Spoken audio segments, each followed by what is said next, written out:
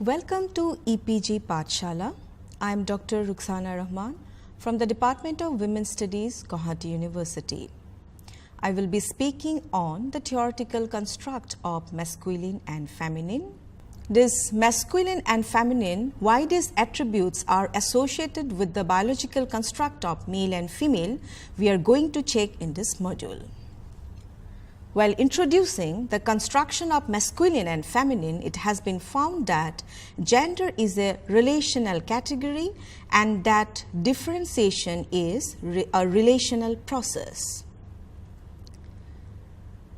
Female cannot be understood without male, poor cannot be understood without rich, black not without white. Here too, other categories like class, ethnic origin, religion, age, disabilities, sexual orientation, and individual choices interact. This complex web of categories of difference has been called intersectionality.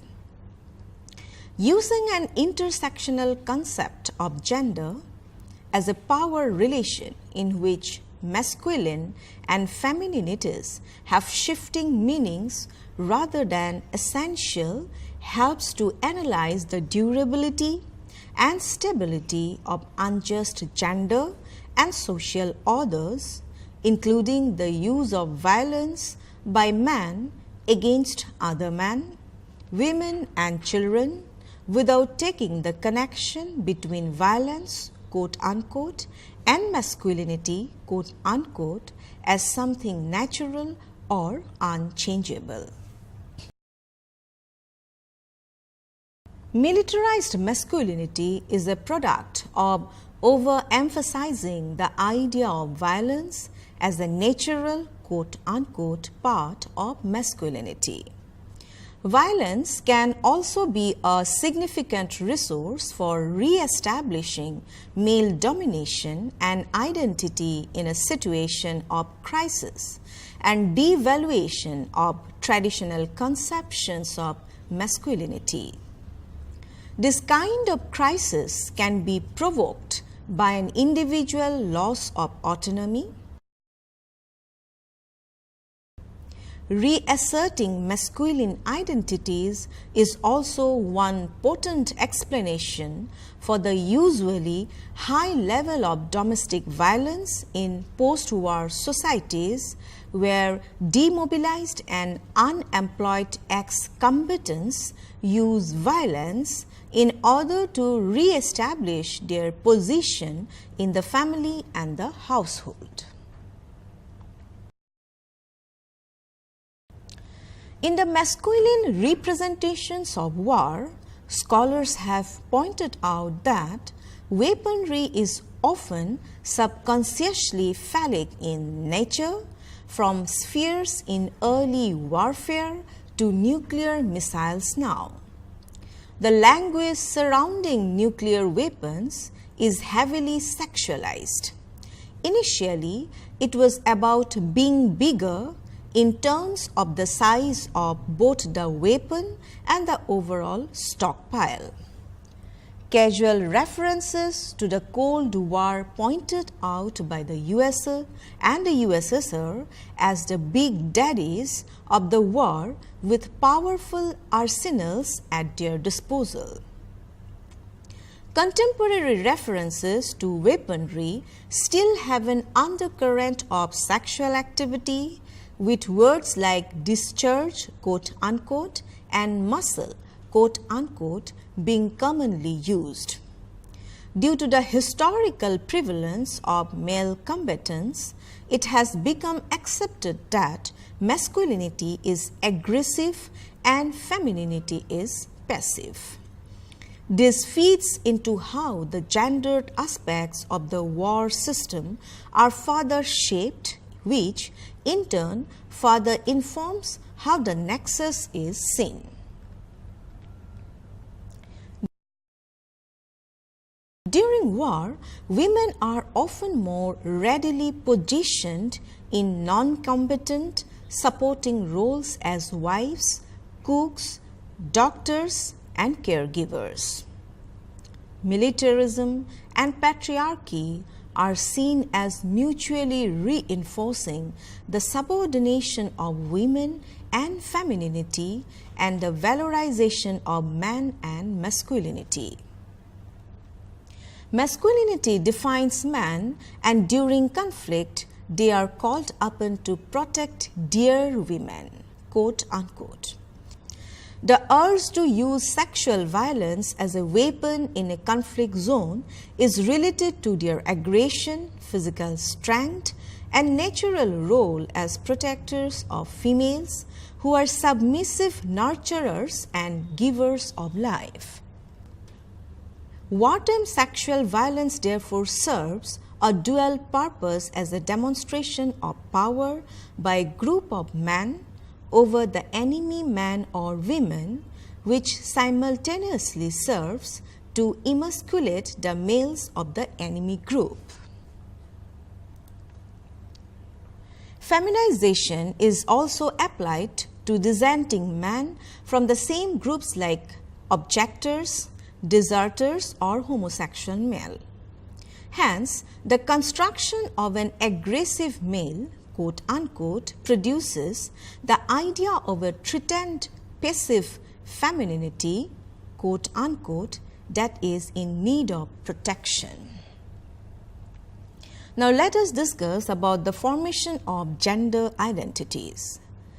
The debate about the extent of the impact of socialization on the formation of a person's gender identity and to what extent are certain characteristics inherent in a person is an ongoing one, with various theories advocating various positions. However, there is a general consensus that the first 3 years of a human being's life are the years when gender identity begins to concretize. Boys, evidence indicates, are affectionate when small but are socialized into becoming masculine, quote unquote, through the models they are encouraged to emulate and through the attitudes and environments that they are put into. Girls are similarly socialized with appropriate, quote unquote, toys like dolls and tea sets to play with, just as boys are the toys of machines and guns. The boys are trained to be assertive and independent, and girls are molded into being pliant and dependent human beings. Within this context, it will be worthwhile to examine closely the concepts of masculinity and femininity as they exist today. Thereby, we can understand how social construction of masculinity is dependent on the biological construction of male, and the social construction of femininity is dependent and influential on the biological construction of female. Now, let us conceptualize the concept of masculinity. Masculinity has been perceived in different ways during different times, periods, but decisiveness, integrity, and strength have been core qualities described in such varying sources as the Bhagavad Gita and the tales of Homer and the pronouncements of Confucius. Masculinity as the focus of academic analysis and interrogation is a relatively new but fast expanding area of inquiry. In the United States alone, more than 300 courses are running.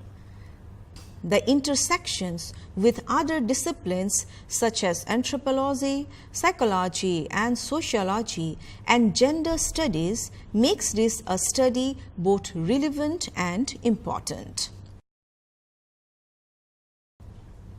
Ronald F. Levant describes masculinity as, I quote, avoidance of femininity, restricted emotions, sex disconnected from intimacy, pursuit of achievement and status, self-reliance, strength and aggression, and homophobia, unquote. By implication, women would be assumed to be weak and submissive, though scholars like Freud and Zhang believed that human beings were androgynous and were made up of both masculine and feminine characteristics.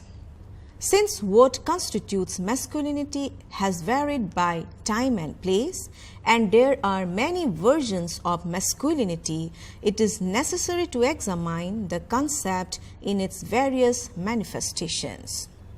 As a subject, the concept has come into the limelight from the year 1980s when women's studies acted as a trigger critiquing the role and relationship of man with the world of the home, which until then had remained exclusively the women's terrain. Man's role in the domestic sphere, their specific contributions to it, and the dynamics within the family became areas of analysis. The absence of any research and academic interrogation on the subject was conspicuously missing. It was an article of John Scott urging further explorations in this area that initiated studies in the area. It was also clear that any holistic understanding of the role of and the contributions of women had to be analyzed within the framework of the study of masculinities. Ironically, for all the claimed superiority and celebration of manhood, it does seem to rest on a rather fragile and precarious edifice and needs to be reinforced constantly. The military plays a crucial role in the construction and the reinforcement of masculine in man, since it defends quote unquote women, community or nation as the case might be. Competitions and games of skill have long been the avenues of establishing manhood. The gladiators of ancient times and the game of rugby in contemporary times are all a testimony at the subconscious level to cater to the need to make one's image of masculinity strong.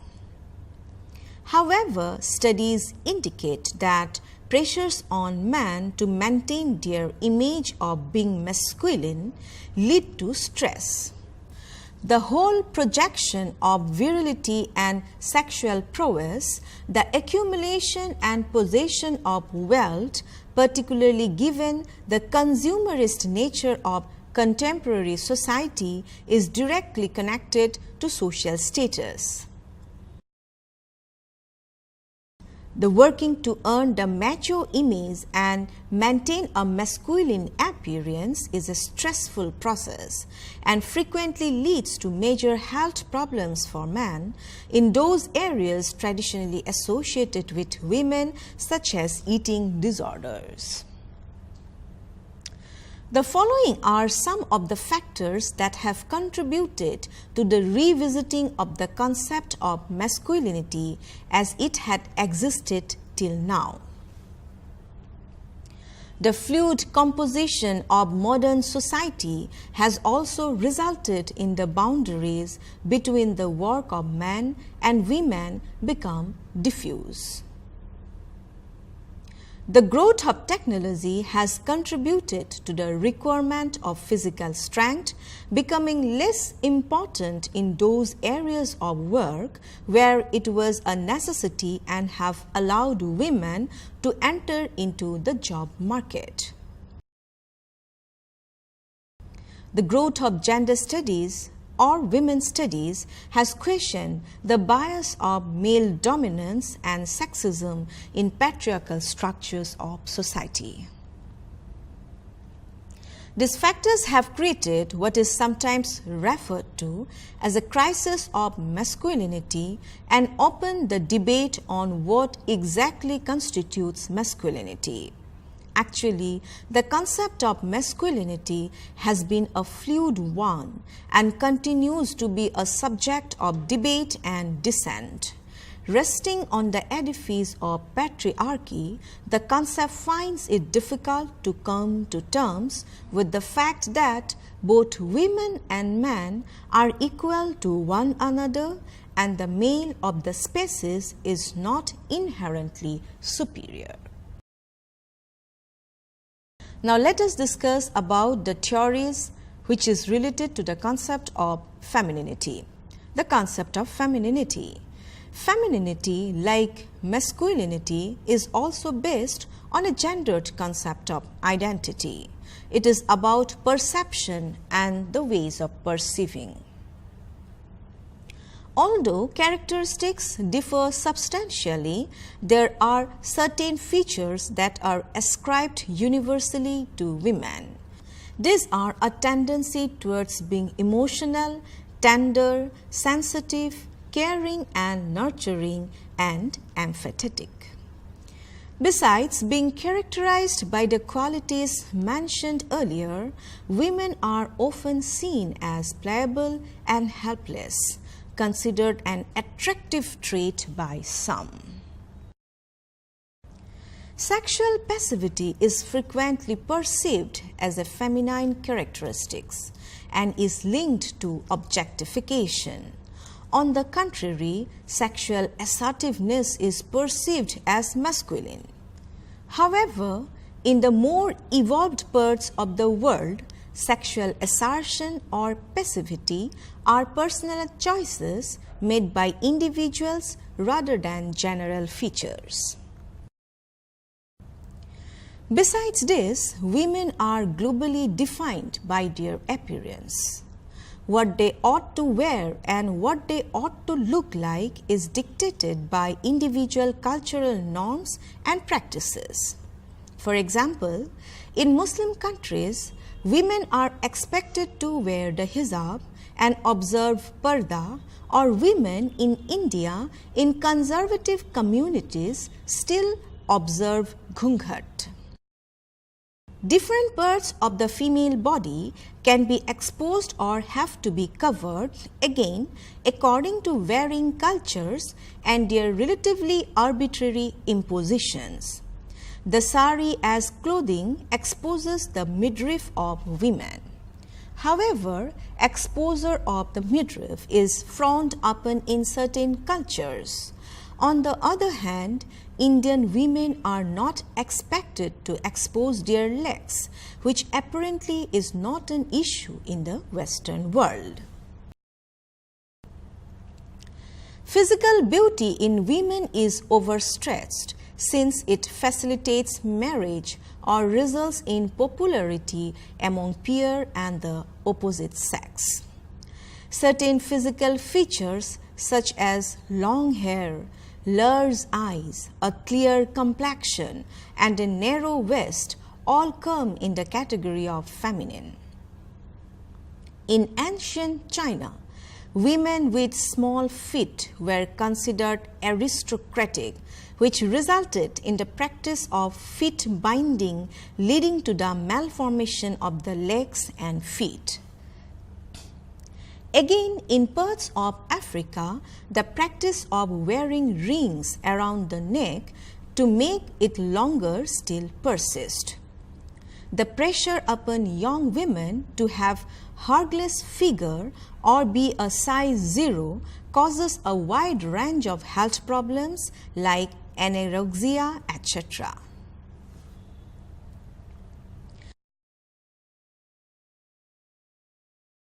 Even colors and accessories like the handbag or the purse have assumed gender identities.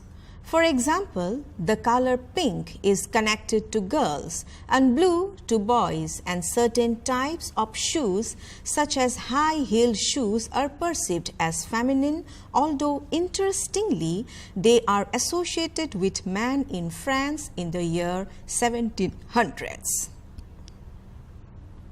Thus, it is clear that the idea of femininity is constituted by an intricate web of meanings, and girls are socialized to be aware of what are the accepted ways of behaving and appearing in society.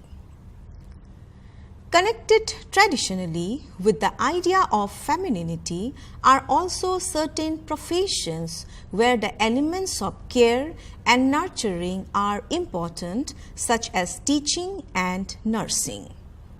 Till recently, several occupations like typists, secretaries, housekeepers were primarily considered to belong to women. But women have now entered almost all professions, although the glass ceiling persists in many areas, especially in the corporate and business world. In the early 20s, the ideal woman was described by the well-respected author Virginia Woolf as the angel in the house. I quote, "She was intensely sympathetic. She was immensely charming. She was utterly unselfish. She excelled in the difficult arts of family life. She sacrificed herself daily. If there was chicken, she took the leg. If there was a draught, she sat in it. In short, she was so constituted that she never had a mind or a wish of her own, but preferred to sympathize always with the minds and wishes of others. Above all, I need to say it, she was pure. Her purity was supposed to be her chief beauty, her blushes, her great grace." In a more scathing statement, French philosopher Simone de Beauvoir wrote in the year 1949, I quote, "Man can think of himself without women.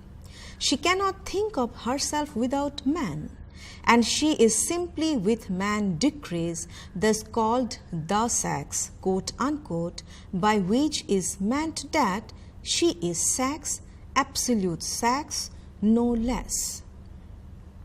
She is defined and differentiated with reference to man and not he with reference to her. She is the incidental, the inessential as opposed to the essential. He is the subject, he is the absolute, and she is the other." Unquote.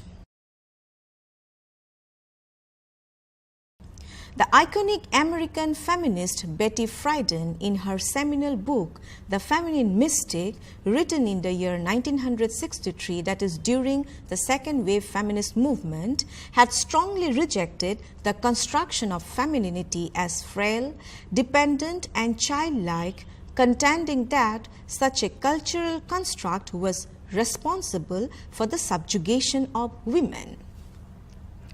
She called for an alternate image, one more realistic, resilient, and tough, robust in its determination. American feminist scholar Judith Butler contends that repeated acts or performances by women and men create and reinforce their traditional categories of gender. Thus, reinforced through the daily acts of people, gender is being constantly created and defined. Regarding the image of women, many feminists feel that those elements that mark women specifically, such as the use of cosmetics and adornments, the styles of dressing that focus and allurement, etc., should not be negated. Rather, they should be celebrated as part of the feminine identity and culture and should continue to remain valid personal choices for those who make them. The idea of becoming more like men to establish their identity is neither welcome nor necessary. although much water has flowed since the times of these writers, and women have crossed many barriers regarding professions and self-image, essentially the social paradigm for the ideal women in large part of the globe is oppressive and constraining even today. The discourse surrounding women and war is that women are by nature peaceful, while men are aggressive and prone to war. Men are the protectors, women are the protected. These are essentialist assumptions that women's peaceful natural disposition is because of their biology, given their childbearing capacity, and they need to be protected by men. In these gendered discourses, deviant women are characterized as the exception to clearly understood gender norms. Feminist security theory highlights women's wartime roles as victims, protesters, promoters, and participants. It calls for redefining security, quote unquote, in the light of gendered hierarchies and patriarchal structural violence. Masculinity is not a gender, it is the norm, because gendered institutions, discourse, and research present themselves as gender neutral or gender equal, look for gender where gender is claimed as absent. A feminist perspective searches for a reality that is overlooked in the traditional approach of international relations. It helps to deconstruct the gender subordination that has been naturalized in discourses, behaviors, and cultural symbols. This gendered nature of war and peace takes into account the role of women peace workers, women warriors, wartime sexual violence, and militarized masculinities. Gender is embedded in international relations, and the feminist perspective challenges a binary vision about what is defined as feminine values, quote unquote, versus masculine values, quote unquote, the latter being used as a universal reference to which everything is compared and appreciated. It breaks down gender dichotomy and aims to deconstruct gendered social and political norms. It rejects stereotyped ways of thinking about war and peace by exposing myths of a masculinized war and a feminine peace. A gendered perspective represents peace building as a process of inclusion.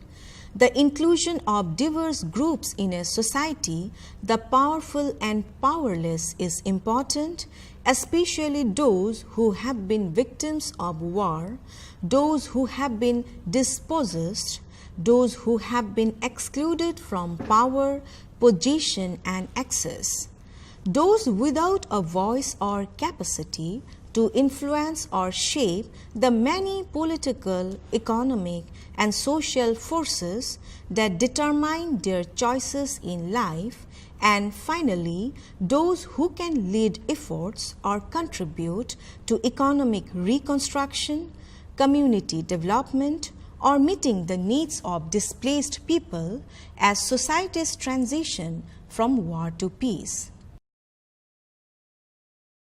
What is needed is the creation of new discursive spaces and processes to effect substantive change in the way diplomacy is practiced. Thank you.